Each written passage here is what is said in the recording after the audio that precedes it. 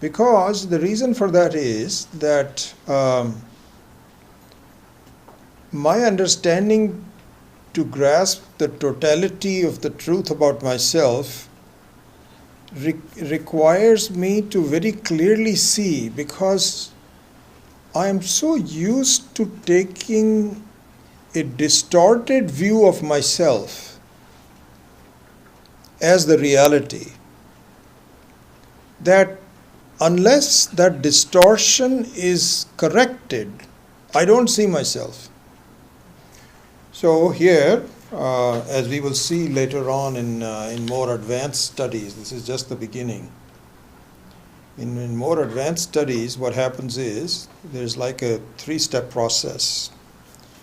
One is that in the beginning you are told that please analyze according to logic that things that come and go are not really real. Anything that starts and then ends, it has no reality, no ultimate reality to it, as we can see from the dream state. In the dream state, it gives me an experience, but at the end of it, it disappears. And so it proves that things that come and go ultimately are not real. And in fact, I'm told that even the world that we live in, you will see that it has a longer sense of reality than the dream.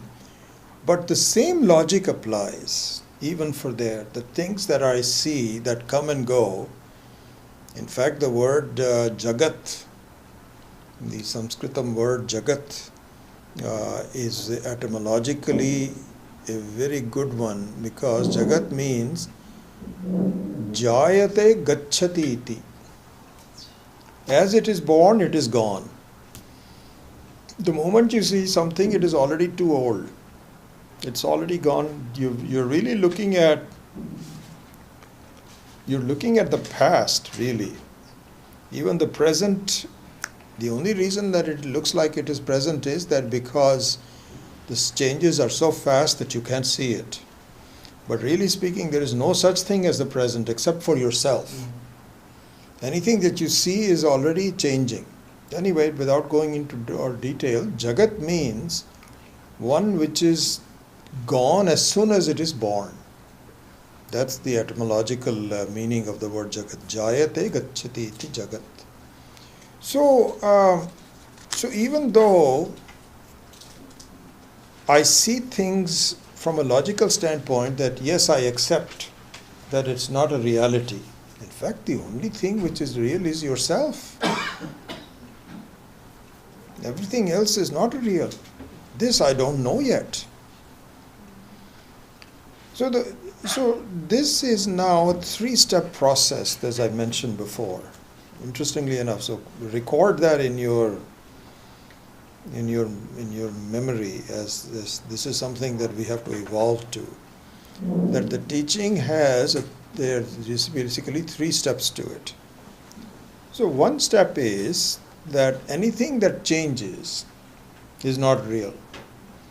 And so this is given by the logic. We do all the Panchakosha Viveka, etc., etc. This is number 1. The second step is that I understand that things that are changing are not real. But the second step is a little harder. What that means is that I feel that things around me are changing, but I am the changeless. You see, you say that I am the changeless in the sense that I used to be young, now I'm old, and I see that I have various experiences, they come and go and so on and so forth, but I am there. So now this is the second hurdle. The first hurdle, we have to cross through 3 hurdles. First hurdle we have to cross is that things that are changing are not real. And in fact, you can say that even your own body-mind things are changing, so that's not real. And I can understand that. Yeah, I have a hard time accepting it, but at least logically I understand that. But now the second hurdle is that I am real. This is also a hurdle. And why is it a hurdle and not the truth? Because we ourselves say that you are unchanging. Now you're telling me that this is a hurdle. The reason for this is that the way you see yourself as non-changing is distorted. And so, so this is what is called kshetra, the field.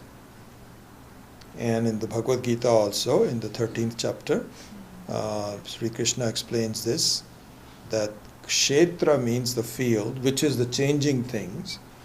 Then there is a kshetrajnaha, the knower of the field. This is the second hurdle. It turns out that you are not even the kshetrajnaha.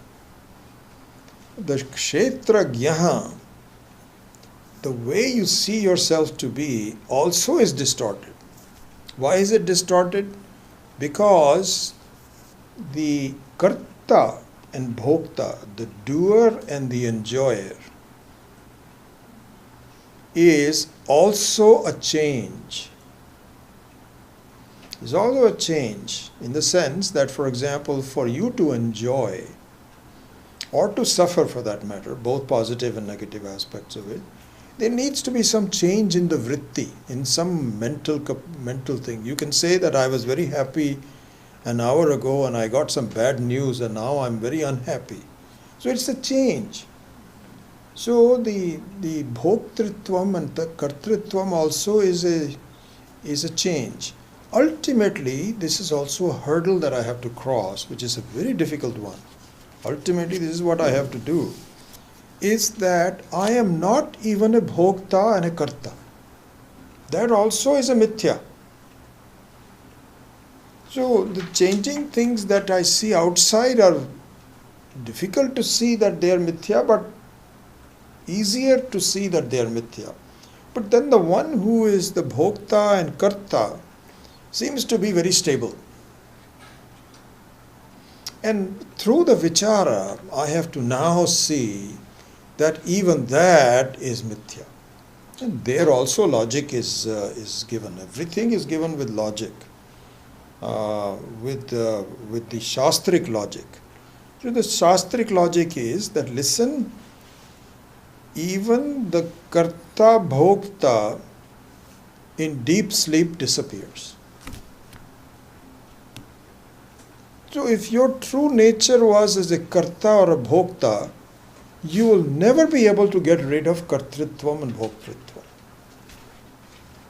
But we can see that every night I am able to get rid of it. And so there the logic is that the mind is the one that creates bhoktritvam and kartritvam. If the mind is absent, then there is no kartritvam and no bhoktritvam. So that cannot be you also. Why cannot be you? Because our logic is that anything that changes is mithya. So anyway, this is the second hurdle. This is the second hurdle, which will come much later when we tackle it. I mean, the fact remains it is there, but in the context of the study, they will come later on. First, we are dealing with the first hurdle only. Okay, so to close off what I said earlier, the difficulty in knowing myself is because I don't have an external mechanism to give me a reflection. This is number one. And even when the external reflecting medium is available to me, what I see myself to be is a distorted me. It's because I can see that I'm a karta bhokta, and that is a distorted me. That also is not me. That also is a reflection. This is what I have to see. So now, the second difficulty, I'm summarizing all the why so many things have to be done in order for me to convince myself of the truth about myself, the veracity about myself, is because external aids are not available. Even when they are available and you find the right guru, the right teaching, my mind is still struggling with a distorted view of myself. And so this is given in the form of that if the mirror that you're looking at, actually not a mirror, let's just look at a water which is very vulnerable to wind, has waves in it. A mirror also you can see, but better to see the water which is vulnerable to wind, and it's got all kinds of leaves in it and so on. Swami Maheswaranji says that if you have, supposing you are a man and you want to shave, then you can't even look at the reflection in the water and shave. You can cut yourself, because you need for those of us that shave, you need a mirror to shave. You can't just do it by like this. Then there will be all kinds of stuff, still left over. That's not a good shave. So you need a mirror. And if you're looking at water which is moving, you can't even see yourself very clearly. So that's the second difficulty. So there, all kinds of things have to conspire to convince me about the truth of myself. I'm just closing the loop on this. The three things that are necessary, as you know very well, is first of all logic. Yukti, logic. It must make sense to me. So the logic means that anything which changes cannot be real. And what is real cannot be changing. So that is logic. Then this has to be provided through an authority. Someone, not just logically clever person, but someone who says this works, has to really convince you. So this is Shruti and the Yukti. And the third thing is that Anubhava, which is the experience, also must be consistent with it.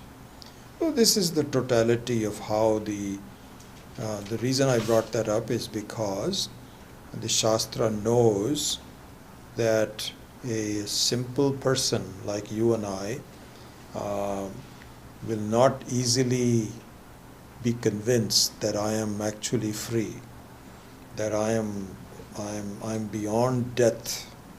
It's not easy to see.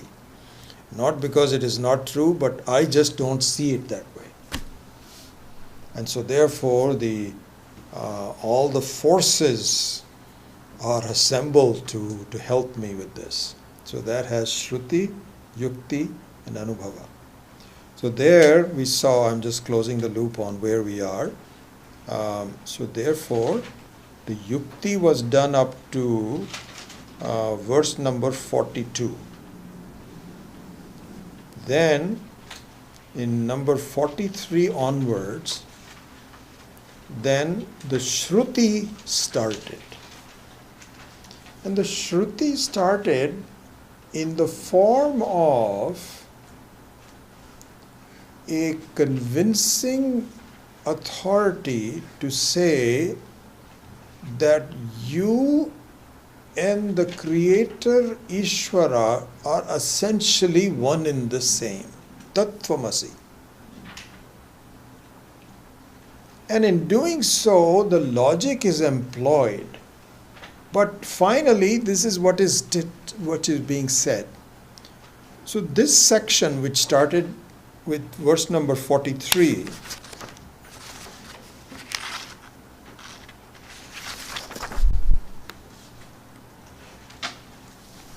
so in 43, how should we say that this is Shruti?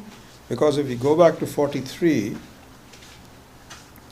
there it says, Para apara atmanoho evam yuktya sambhavita ekata. In other words, he says that up to now, both the para and the Brahman and Jiva was the identity of that was revealed through yukti, yuktya sambhavita. Now, tattvamasyadi vakyaihi sa bhagatyagena lakshyate. So now it is actually proven to you not through just yukti, but it shows why this is absolutely true by an authority, which is Ishvara's voice in saying, you and I are absolutely the same. You and I are absolutely the same, meaning it's not as though you are going to become Ishvara, the Sarvashaktiman, and so on and so forth, but the essence of myself, which is that I am a happy being, Paramatma, Ananda Atma, and that I am free from any kind of limitation. That quality, you and I have exactly the same thing. And this is to be proven through Lakshana Vakya. So this has to be indicated. And why is it has to be indicated? Because, and this is now the subject of what would be called Shravanam. So verse number 43 up to 52, which we may not be able to get to today, is the Mahavakya in the form of Shravanam. What is the Shruti telling me? Why is it, how can it convince me? I can see it from a logical standpoint, but I don't get a good feeling that this is really the case until some authority comes and very quietly nods and says, yes, I'm not kidding you. This is, just pay attention. You're absolutely, there is some wondrous things that you need to find out about you. This is done through Lakshana Vakya. So now from 43 to 52, the elements of the Lakshana Vakya are being given, the Tattvamasi. So this is where we started already. We've already done all of that. So the first thing it says is that there are two factors involved. So one is Ishvara and the other one is you, the Jiva. And what the Ishvara has is Upadana Karanatvam, Nimittam, Shuddha Sattvam. We've gone through all of that. So this is called Tam Uchyate Brahma Tadgira. So this is called Tadvakya. That. So one thing here, one thing to see, this is an important thing to see, that Ishvara and you and I have a particular guna. We have a particular quality about ourselves. The quality of Ishvara is that it is Sarvagyaha, Sarvashaktiman, Ananda Swarupaha. Okay? But it has a limitation. And the limitation is that it is Paroksha Vastu. Nitya Paroksha Vastu. I'm talking about the word Ishvara. So this is Jagataha Yad Upadanam Mayam Adaya Tamasim Nimittam Shuddha Sattvam Tam Uchyate Brahma Tadgira. That person, very powerful, the very creator of the whole Jagat, needs no control, he is the total boss, but has one limitation. In my understanding, it is a paroksha vastu. Always a paroksha vastu. Now you look at yourself, you are just the opposite from Ishvara. Ishvara have parokshatvam, you have aparokshatvam. You can never be away from yourself. Paroksha means one which is away from you. So Ishvara is always away from you. No matter how you try and so on and so forth, it will remain not you. And so here one thing you can even say that even things that are like, for example, I am seeing you from the standpoints of aparoksha and paroksha, you are also paroksha from me. People that are not in this room are also paroksha. People that are in this room are also paroksha. Why aparoksha? Because you are not me. I am the only one that is aparoksha, and you can do the same thing for yourself. So Ishvara is always paroksha. This is a limitation. Jiva, on the other hand, is aparoksha. But Jiva has all of the problems that the Ishvara does not have. Limitations, sukha dukkha, start, end, and so on. So now, these are the two qualities that have to be reconciled. So here, through this series of verses, number 43, 44, then number 45 depicted the jiva, yada malina sattvam tam kama karma dushitam adatte tat param brahma tvam padena tada uchyate. So this is the tvam pada. First one was the tat pada, this is tvam pada. So now these two have to be reconciled, because the pratigya meaning the one which has to be proven, is the identity between them.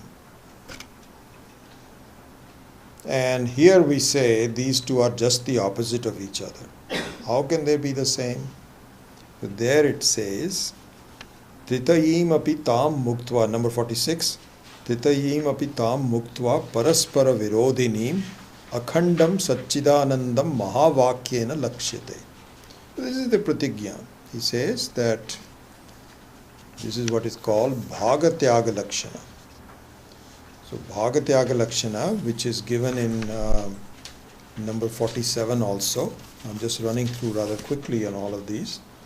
Saha ayam ityadi vakyeshu virodhat tad idantayoho tyagena bhagayoho ekaha ashrayah lakshate yatha. So there it says that's just like a vakya which says this is the same person as that person. So saha means that person, ayam means this person. Saha ayam, that person is this person. And so there we saw the example that if you knew of a person who was Swami Maheshananji gave this example that in Calcutta you have a person who is all dressed up nicely and he's got a tie and clothes and so on and so forth, nice clothes, jacket and so on. And then 5 years or 10 years later, you find there is a person who looks like a sadhu. He's got all kinds of long beard and his hair is unkempt and he's just wearing a shawl and he's got chappals on. And so your companion says, "Sir, do you know who this guy is?" So you say, "No, I don't think I've ever seen him." You remember that guy that we met who you went to Bhiksha at his place in Calcutta? Yes, it's the same person. And then you look at him and he says, oh my God, you are right. So in this instance, what has happened is, this is called Bhagatyaga Lakshana. That means that that person and this person are equated by removing the form of that person there and the form of person here. You remove those and you say this is the same person. So similarly is the case that Ishvara, who is very powerful, and in fact he is the very creator of the whole universe, but also is paroksha. Is paroksha. That means it is tatpadavachya. And yourself, who is aparoksha, but has a lot of problems with it. So two things have to be removed. The problems of you and I is to be removed. And what is to be removed from the Ishvara? Let me pose a question to you. Tell me, what has to be removed from the Ishvara? Parokshata. Parokshata. Parokshata. And what it is said is that the parokshata is removed and the limitations are removed. So it's just like saying the person in Calcutta is removed and the person who is in Rishikesh is removed, and then only the person which is common between them is kept. This is called Bhagatyaga Lakshana.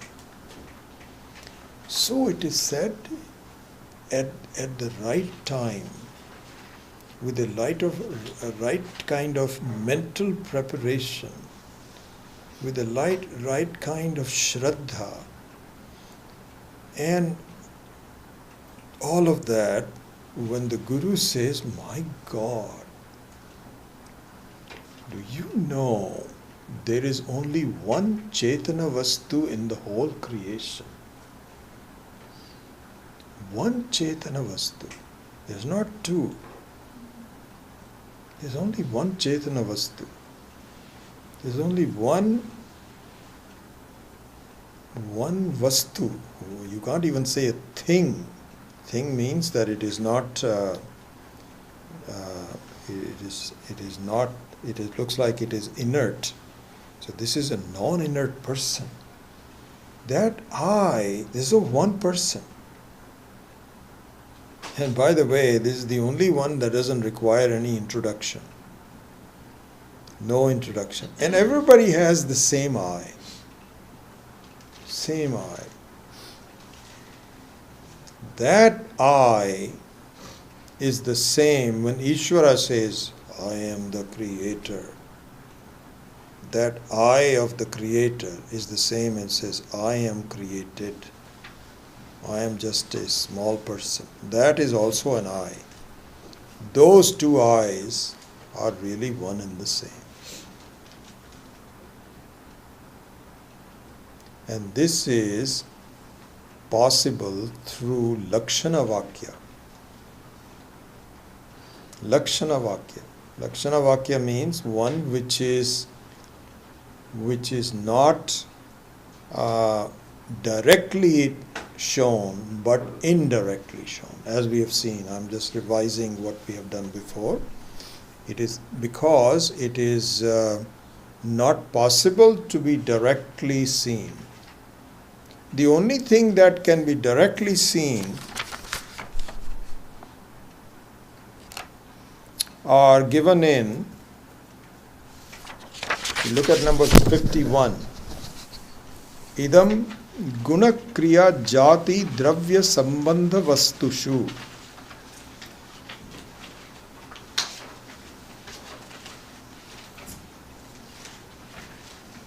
Although the context of using these gunas is different, I will show that in a minute. But the things that can be directly shown are either guna. So guna means that some quality, that this person is a very kind person, is a very kind person. Guna. Or kriya. Kriya means that what you do, that you are introduced to someone and he says he's the cook,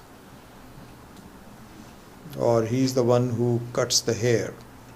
Someone that does something. This is called kriya. Jati. So jati means a family, where you say this is the same. Like for example, I just saw the TV was on. I really didn't see much, but it was fascinating. They were talking about the cat family, and the big cats, which is tigers, etc., and the small cats, and it's a tiger. It's a cat family. They're all cats.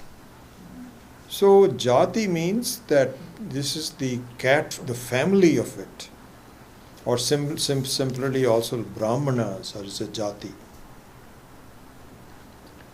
Then dravya.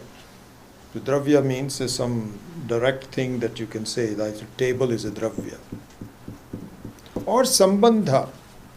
Sambandha means a connection. So you can say she is the daughter of such and such. Then you can be introduced to that person. Do you know who she is? And he says, no. She is the daughter of that and such and person. Oh, I see. Now through sambandha you can do that. So now in the case of Atma, it does not just have one guna. It does not just have one guna. In fact, this is one of the problems we have, is that when we start out understanding things about ourselves, consciousness appears to be a guna. You can say, is he conscious? Yes, he's supposing you fall down and you say he's lost his consciousness. Or if a person dies, then he's completely devoid of the consciousness. So the consciousness seems to be, in fact, the entire scientific community, generally speaking, views consciousness as something which is a guna. That somehow, through some things in the brain, consciousness is born. But the Atma, we know, as we are told, and we should think about it, is not a guna. In fact, it is the Swarupa. This is the Swarupa. So the Sakshi is the nature of the consciousness. This is why, for example, this is what a beautiful meditation that one can do. You just see that I am conscious, I am aware, I know. So here consciousness and knowledge are one and the same. Jnanam and Chaitanyam are one and the same. And that is the Swarupa. And this is the highest form of knowledge, highest form of any kind of a knowledge. How do we say that? Because in and through everything, there is the presence of I know. And all of us are that. It's not only that I have, I know, or that you have, I know. I knownness is the very platform on the whole world. I know. The only thing that doesn't have I know is an inert thing like a table. But the table has no problem anyway. So there is a segment in the Brahma Sutra where people say that inert things and conscious things are fundamentally different. And the world, this is one of the arguments which is given against the Advaita Vedanta. And so the Advaita Vedanta is itself raising objections to overcome it. And the objection is that the inert world cannot come out of Chaitanya. Cannot come out of Chaitanya. Why can't it come out of Chaitanya? Because didn't you tell me that the Karana is always present in the Karya? Cause is always present in the effect? We say yes, we said that. So for example, you cannot have ice from a table. A table cannot create ice. Only water can create ice. Some liquid can be solid. One which is already solid cannot become another solid, or can, but not ice. So therefore, didn't you say that Karana must be always be what is called Anusyutam? Anusyutam means must be present in the effect. So we say yes. All right, in that case, didn't you say that the Jagat is inert? We say yes, it is inert. That means that even I must be inert, because an inertness must come from the cause, and if the cause does not have inertness, then how can it come? So we said no, this is not true. First of all, two examples. Several examples, at least give you two examples. One is that in the dream, you are imagining both a conscious person who's moving around and a non-conscious table in the dream. So, but the essence of the dream is consciousness. So it is further subdivided between consciousness and non-consciousness, but the whole thing is nothing but consciousness. This is one example. The other one is that a conscious body can have a non-conscious part to it, like a nail and the hair. This is decided by the Ishvara, that is very possible. This is why when your hair is cut, you don't feel any pain. And when the nails are cut, you don't feel any pain. And so the non-consciousness and consciousness can coexist at the same place. And furthermore, the last thing is that if everything is conscious, this creation will be very difficult.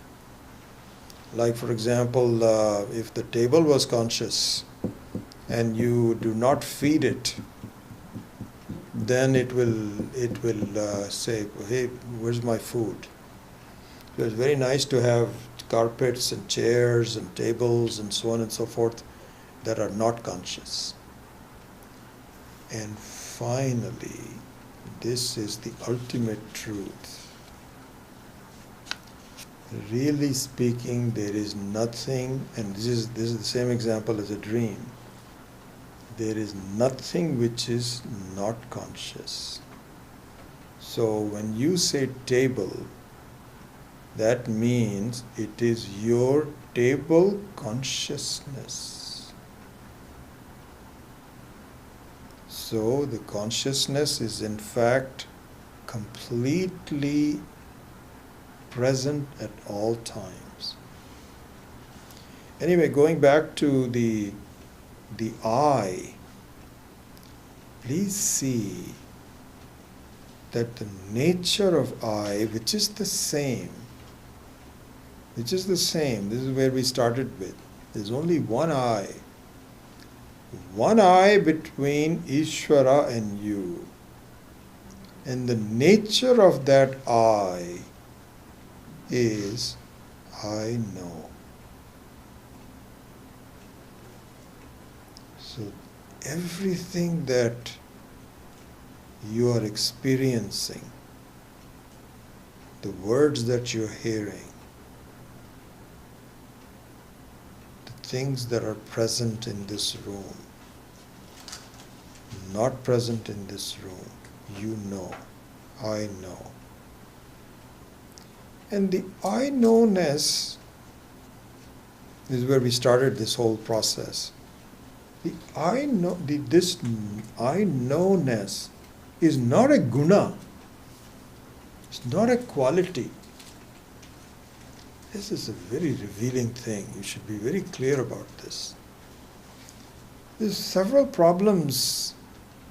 If you think of it as a guna, whose guna is it? Well, science will say, well, the brain's guna. It's in the brain. In fact, it is just the opposite. The guna of the Atma is the brain. And the guna of the Atma is a body. These are all the upadhis. But the swarupa of the Atma is consciousness. I know. Just think about this. I know. You are born with it, and it is just you, which does not change at all. What you know changes, but that you know does not change. So therefore, the Mahavakya, the essence of all these, all the Mahavakya, all the number 43 to 52, is that the upadhis may be different. In the case of Ishvara, the parokshata of the Ishvara, and in the case of the Jiva, the aparokshata of the Jiva are one and the same. In fact, Ishvara is aparoksha.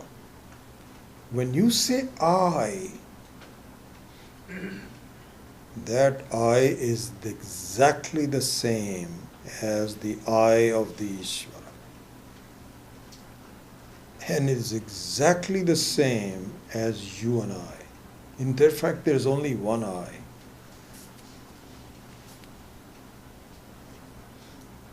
As I was telling you, if somebody knocks on the door and then somebody say, who is it? So you say, I. Especially, supposing you are, that often happens to me. Sometimes my garage door doesn't open, so I have to ring my old doorbell. And my wife is inside and she says, who is it? And I'll say, me. I. And when everybody says I, that means it's I. You don't have to identify yourself. If you want to do that, it's okay, but you simply say I. Now your voices may be different. That's a different thing altogether. But the sense of who you are is the same. I. And so this I is the same as Ishvara. There's only one Chaitanya. So this is the meaning of Tattvamasi, of the Lakshana Vakya. And then here now there's a lot of objections that I won't go into. This is a difficult section to, if you wanted to really go into all the details of it's a very difficult section. So for instance, I'll give you one, I'm just giving you a summary, that's why I'm not going through each word at a time. Let's actually go through, so make sure that you are aware of it. So we saw the number 7. Saha ayam ityadi vakyeshu virodhat tad idantayoho tyagena bhagayoho ekaha ashrayah lakshate yatha. So he says that just like in this saying, that person is this person, there is a single idantayoho, means that thatness and thisness is the same. Similarly, here also, in number 48, Maya avidye vihaya evam upadhi parijivayoho akhandam satchidanandam param brahma eva lakshyate. So here he says that Ishvara has the Maya upadhi. What is the Maya upadhi? The ability to create something out of just the Atma, Paramatma. The ability to have a sense of creation and dissolution.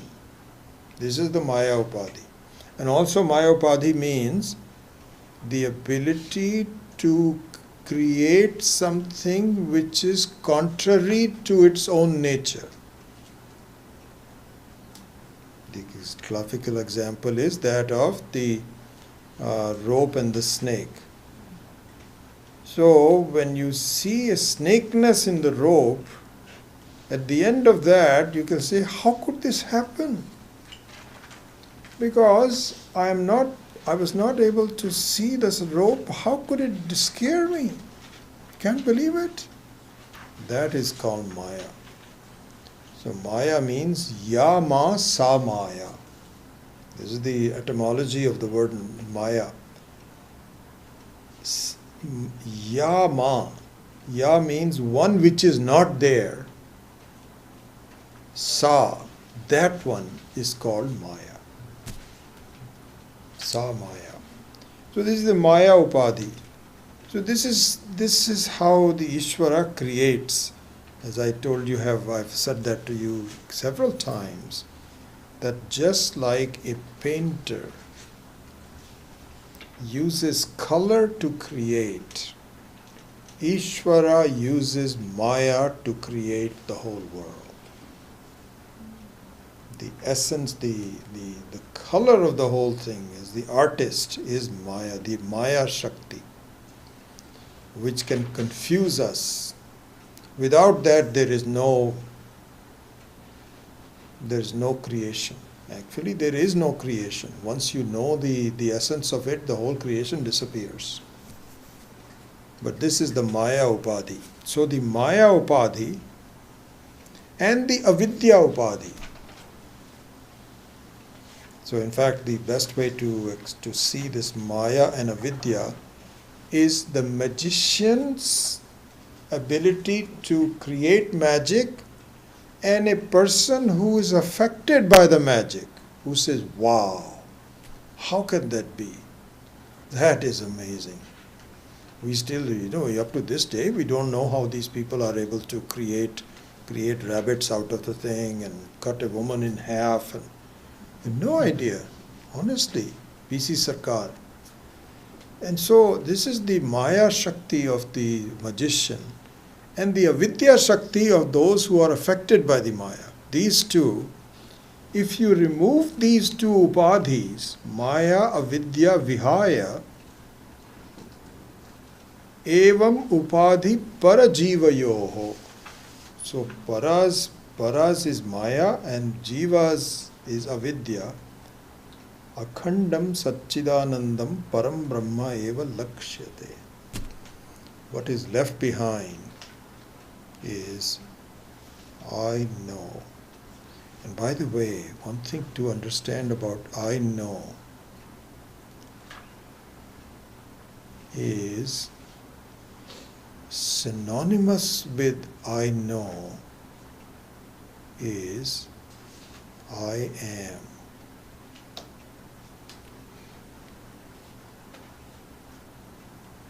This is just amazing.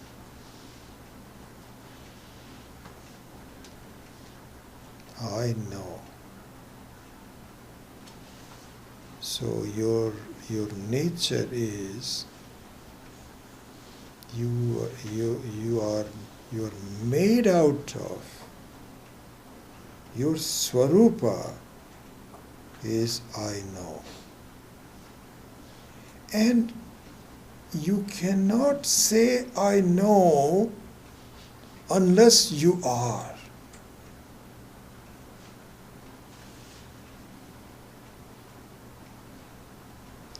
So this is why you are the only entity in the whole creation who is real. Just think about that. I am, and I know. And by the way, these are not two different things. In fact, this is given in this word akhandam. Khandam means parts. Means parts. And akhandam, so just think about this.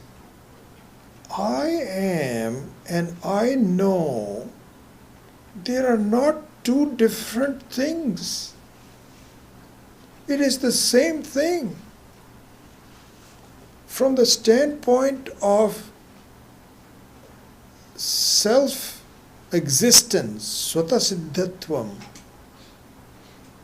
and from the standpoint of being the nature of knowledge, which is called Swayam Jyoti, it is one and the same. What is Swayam Siddha is also Swayam Jyoti. Look at this. I am. And so when you say I am, then remove all of the upadhis, avidya upadhi. And born out of the avidya upadhi is the sharira upadhi, which is born out of avidya. You leave all of that. Yes, you are this, you are that. You are happy, you are unhappy. All of those are separately things. But the fact that I am, when this fact becomes very clear, then the third element of this, which is Ananda, also shines forth. Ananda is kept captive by you. Because as long as you see something which you have as a possession and you make it as part of you, your Ananda is going to be captive. But if you understand I am and I know, it is Anantam. So you see the I am and I know has no boundaries. Just look at this. You cannot say I know and I am only for an hour. You're not borrowing, you're not dependent on anything. You're not borrowing it from anyone. It is your own nature. Just think about this. And your own nature is the only real thing. Because the only definition of a real thing is one which is always there. There is nothing which is always there except for you. Nothing. Everything is changeable.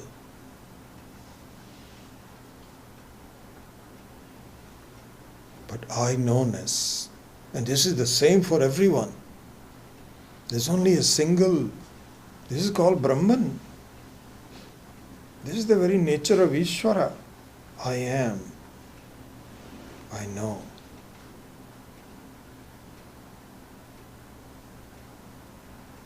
So this is the basis. So you see, everything is infused. The very basis of the whole thing is this I know and I am. And this is formless.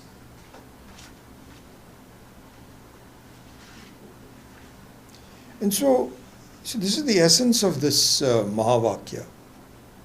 And there are some objections which are very pedantic, and we may not find it easy to understand, which is given in 49 and 50. Savikalpasya lakshatve lakshyasya syad avastuta nirvikalpasya lakshatvam na drishtam na sambhavi, etc.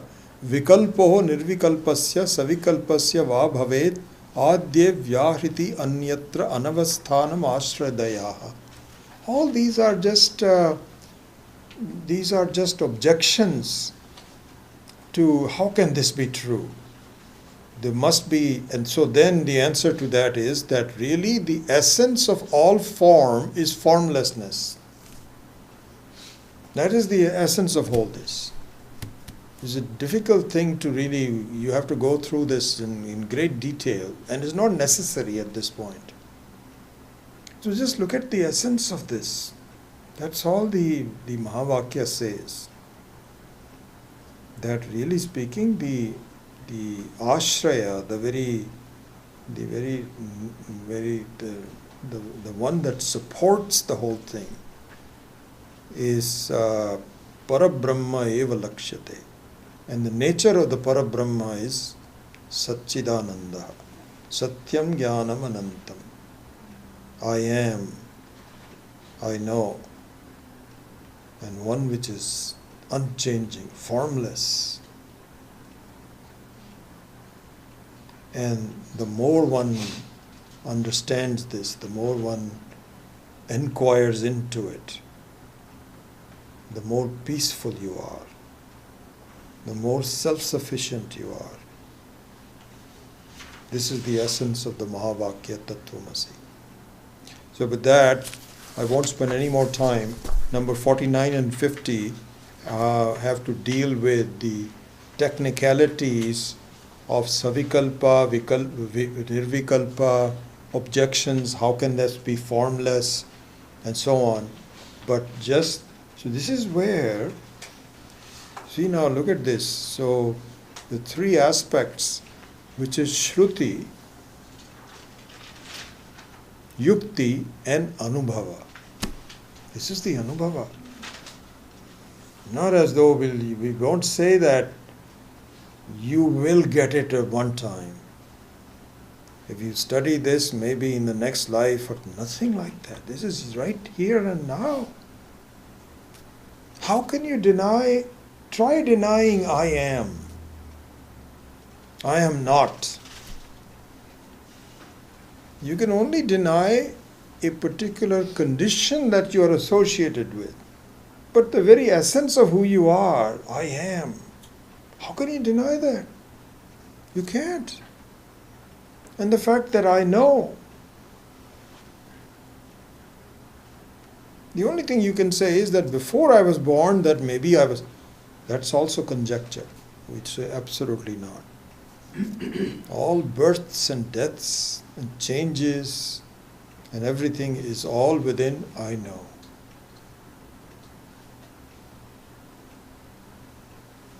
So this is the essence of the teaching of Tattvamasi. So now what happens is that is done with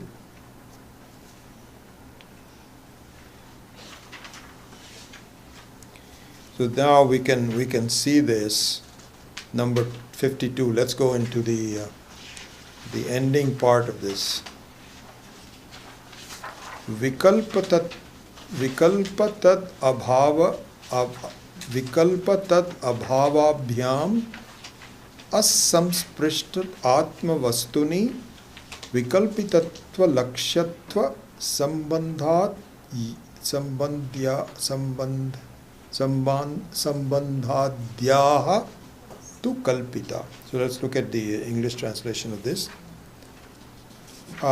In Brahman, which is the self, you, untouched by its vikalpa or its absence, its status of being the object of doubts, lakshana vritti and the relations etc. indeed are falsely superimposed. Difficult to see this. So here an example would be better. Let's just look at this. This is what Swami Maheswaranji has explained very well in this. So he says that in the false imposition of snakeness on the rope, in the false imposition of snakeness on the rope, it is not as though the absence of snake is, or the presence of snake is. You see, first of all, there is no presence of snake in the rope. It's not as though it's a part of it. No. And its absence is also not there. What do you mean by that? The absence of a snake in the rope is because it's not as though it used to be there and now it is gone. These are just false. The rope says, what are you talking about? I have always been there, the same one, and you're just doing gobbledygook.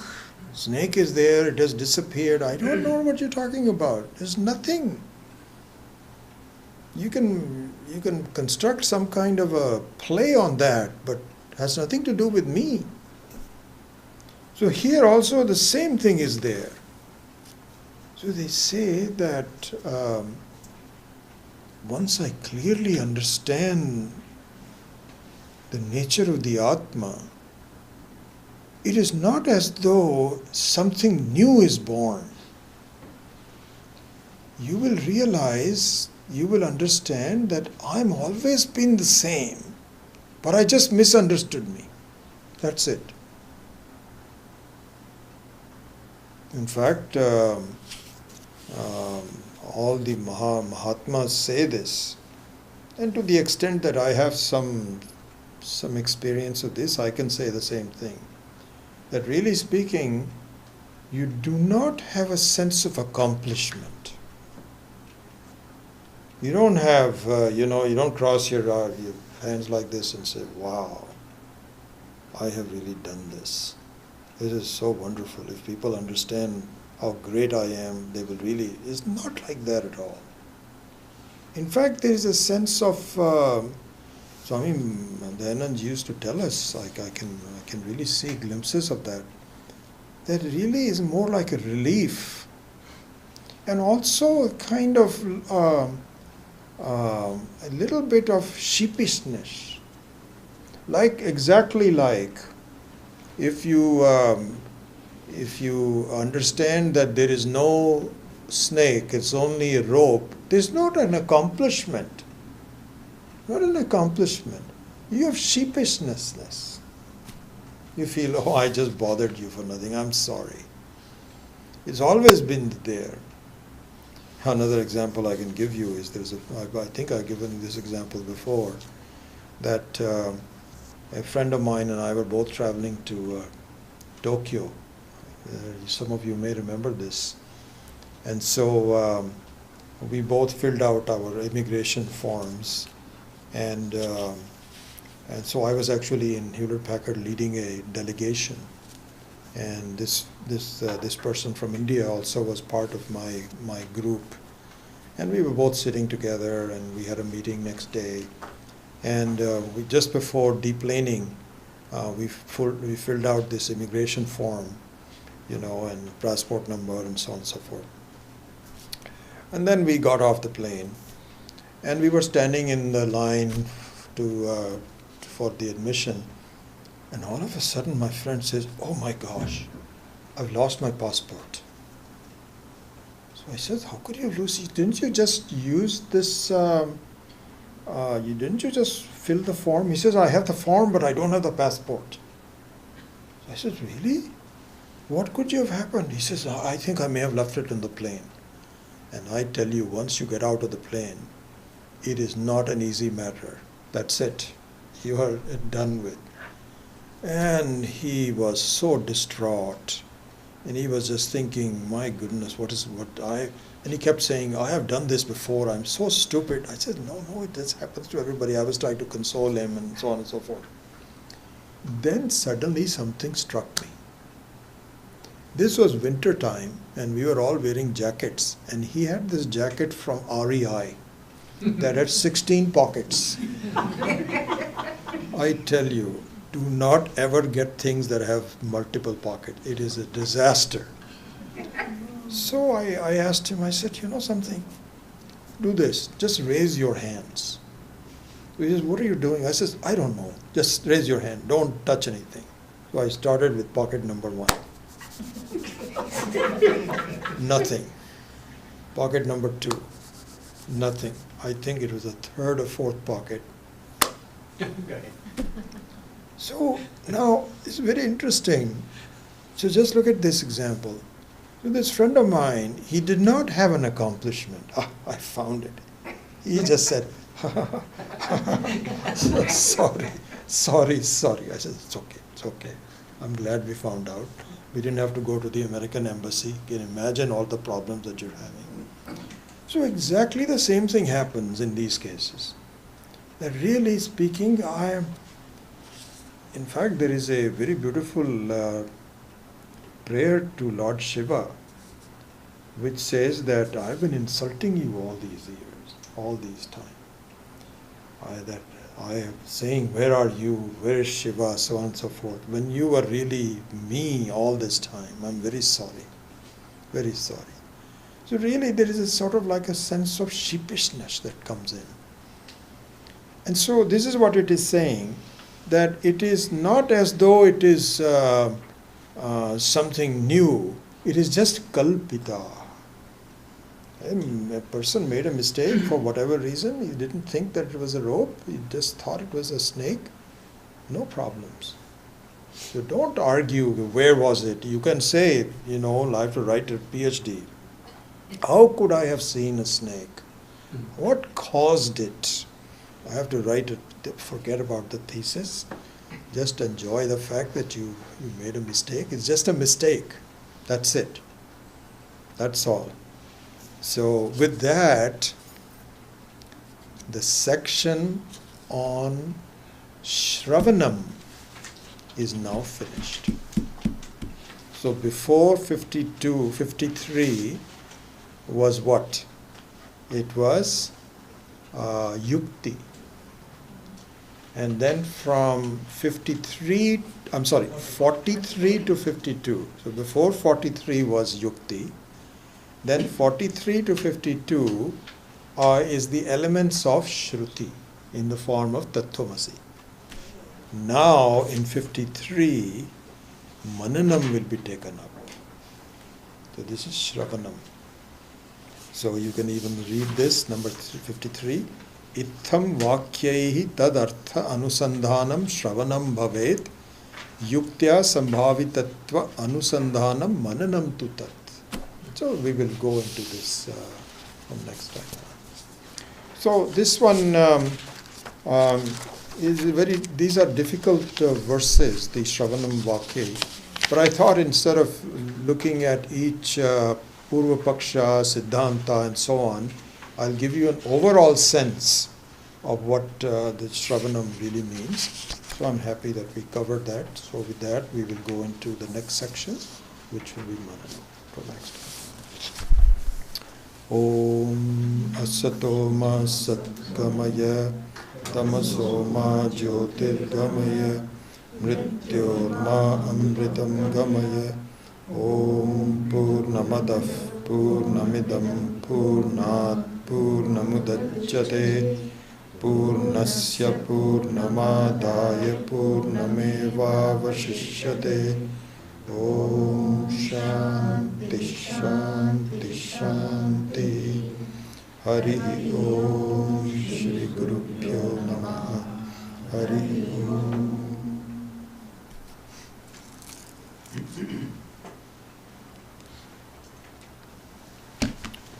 Questions? Any? Yes, sir. As the mind begins to get some clarity, then I'm asked to pray, which seems to completely contradict it. So the prayer is a statement of the fact that the clarity is not easy, and so continue to get the help of Ishvara to make sure that you don't give up. So in praying, am I not continuously reinforcing the separation? No, but I think what you could do is to say that the prayer can change. The prayer can be of the form that I appreciate your enormous creation and I applaud the handiwork of your work in the whole creation, and the fact that your essence and my essence is the same, and make sure that during the conduct of my life I don't slip up, because all the Mahatmas say that it is very possible that if you don't carry it to the end, slippages are possible. So the nature of the prayer can be different. It can simply say is that please make sure that I don't commit any mistakes, that I am committed, I'm loyal, that I continue on this difficult path. So that can be done, not the conventional. What before that was please reveal yourself. Now that the Ishvara has revealed it himself, now it's a consolidation. And so the prayers, the nature of the prayer can be different. Or if you feel that you're completely done and doesn't make any difference, then you can just, you don't have to continue with it. I would say that the prayers can be in the form of a genuine inquiry.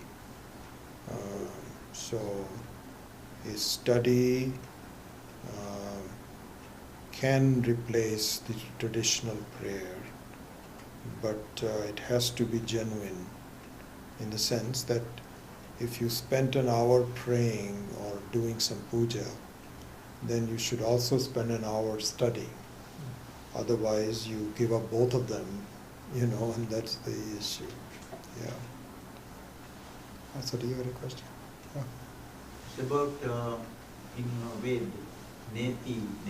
Yes. So this is the same explanation what we did today. In a way, yes, but not directly. We are actually studying that in the you are there. You are in the Mandukya Karika also, right? Class in the morning. So there we saw that there was and in the Bhagavad Gita also, both of them. So there it was. We saw that what needs to be done is to remove the obstruction. So it's a slightly different thing. It's very similar to this. It's not as though it is not. It's a completely different topic, but slightly different. Here the neti means that all you do is to remove all the obstructions, and then the nature will reveal itself, because I am what I am. It's not as though you have to create the Atma. I don't know if you were there last Saturday. Were you there last Saturday? Yeah. Remember we took the example that if you were to board a train, Yeah. Mm-hmm. and so that is the real example of neti nayati.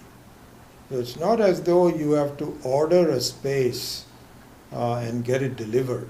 It is already there. All you have to do is to remove the obstruction. So in this case, the removal of the obstruction is that I am the body, which is an obstruction to I am. Because I feel so anxious that I want to be someone. And to be wanting to be someone is only through body-mind, that I'm an important person. I'm very anxious to become an honored person. The others should honor me. And that I'm interested in becoming healthy and being able to go around. And so all these are obstructions. And so you remove the obstruction and just be. Don't be somebody specific.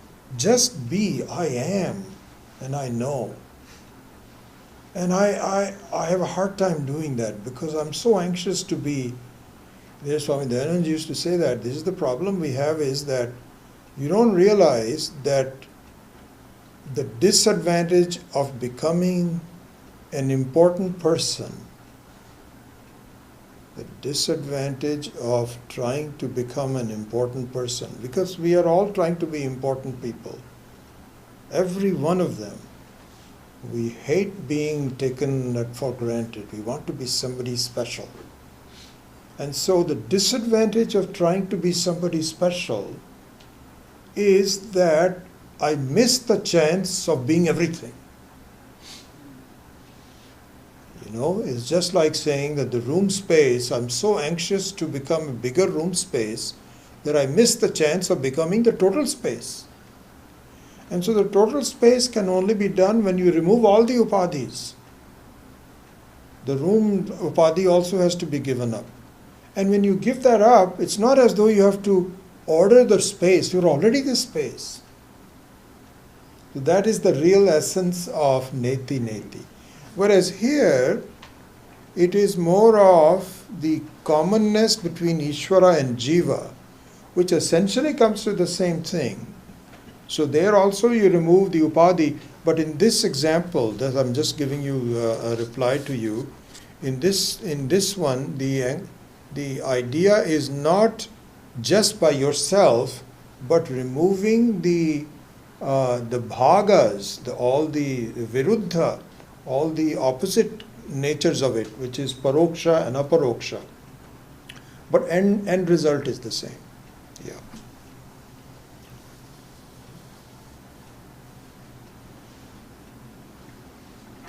Any other questions?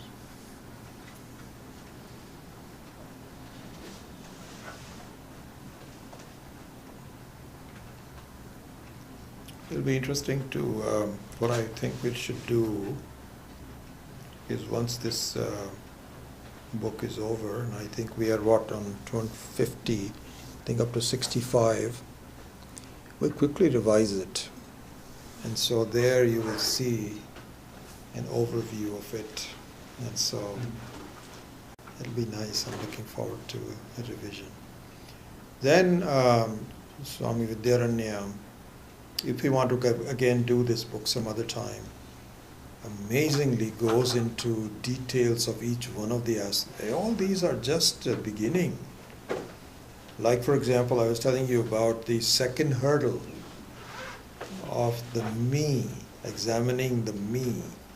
Why I always try to not give that up. This is me.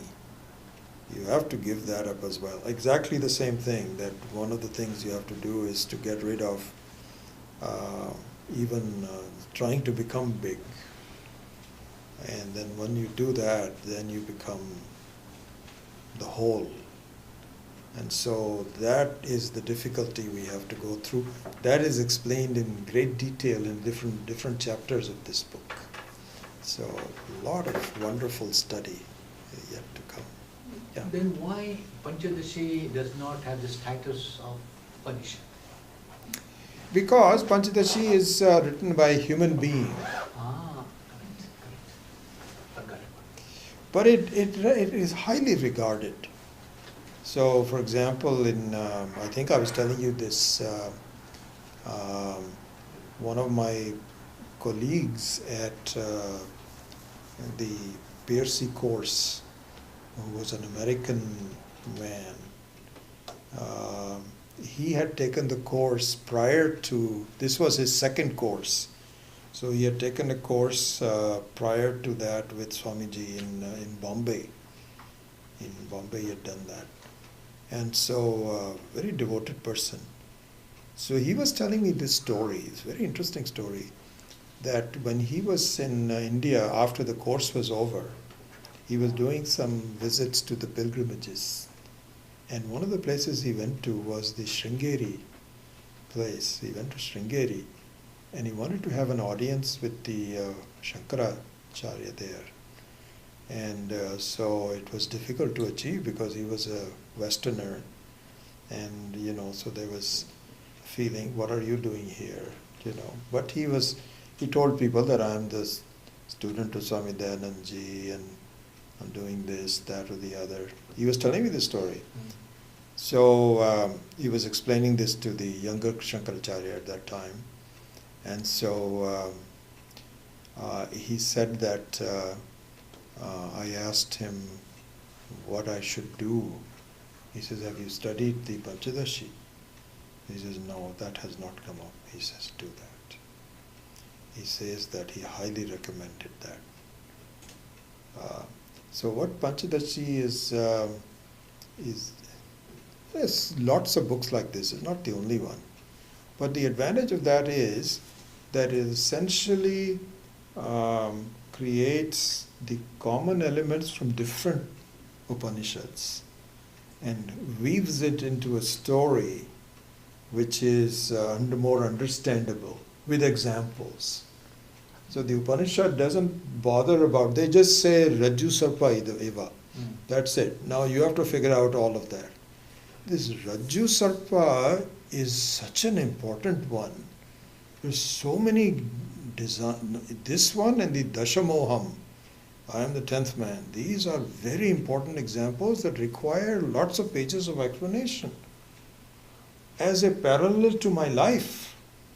And so the Upanishad doesn't do that. It just simply says that. So then the other books, Prakarana Granthas, have to explain it. So that's why it's... plus I think different acharyas have different styles, and I'm finding that Vidyaranya is so clear, so wonderful. And then you need somebody like Swami Maheshananji, who actually expands it even further through his life, his experiences, and his explanations. It's fascinating, just so much material. If you go to chapters, I'm on the 7th chapter now, and I'm really sorry that my 7th chapter is almost finishing, so I just I'll probably revise it one more time. Did you finish 4th also on Vaidya Prakarana? Yeah, I did all of that, 2nd, 3rd, 4th. This is my 5th or 6th time that I'm studying Panchadasi, not the first time. The first time I did that was about 20 years ago, but didn't have the explanation of Swami Maheshananji. And this Sanskritized Hindi is just marvelous. It's like reading Sanskrit, but in an easier grammar. So it's been such a... All right, we will see you next week.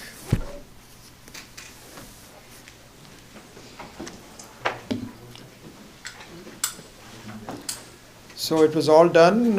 It was okay. It recorded, but I don't think it did live streaming. No streaming? No, because Narayan showed me, I pressed that button, it didn't start anything. Oh, I see.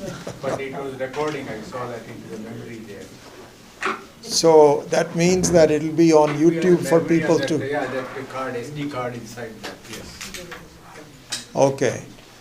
So you think that it'll be... By the time next week comes, I'll be able to figure it out. It'll be... so think that if somebody can look at it, yeah, so there, YouTube, it'll be there. No, it won't No. be on the YouTube. Just the audio, Just the audio, yes. no video. No video. Okay. So what they have to do, what it has to be done is there's a memory stick, I think, so inside this. Oh, So it's recorded on this memory stick. I see.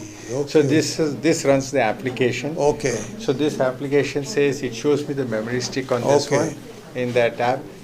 It is recording, but it is recording to that one. It is not sending it over to the YouTube. I see. Okay. So that part of it is one with Narayan, we couldn't get it. Okay, We tried understand. it. Good. Okay. So you have to excuse me, Guruji, this time. No problems. No problems. By next Tuesday, I'll figure it Oh, out. good. Okay. And Guruji, this needs to be charged. Just now it It finished? It looks like it just now, Okay.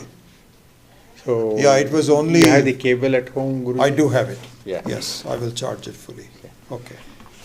Sorry about it, Guruji. I No couldn't- problem, no problem. These were still, I'll probably get some feedback saying what happened and so on. Put the blame on me, Guruji. No, not anything. You just say that. That's okay. I will. I should have done that, but anyhow. Guruji, when you said today change, we're talking about change. For the last few days, I've been thinking about change. That this body changes, but our mind changes. Everything changes, but the Atma never changes. I think, and it's so coincident that today you spoke about change. For me. I felt really. Yeah, that is the, yep. It was going, those thoughts were going on in my mind for the last about 15, 16 days. Yeah, it's, we're not used to viewing ourselves as changes.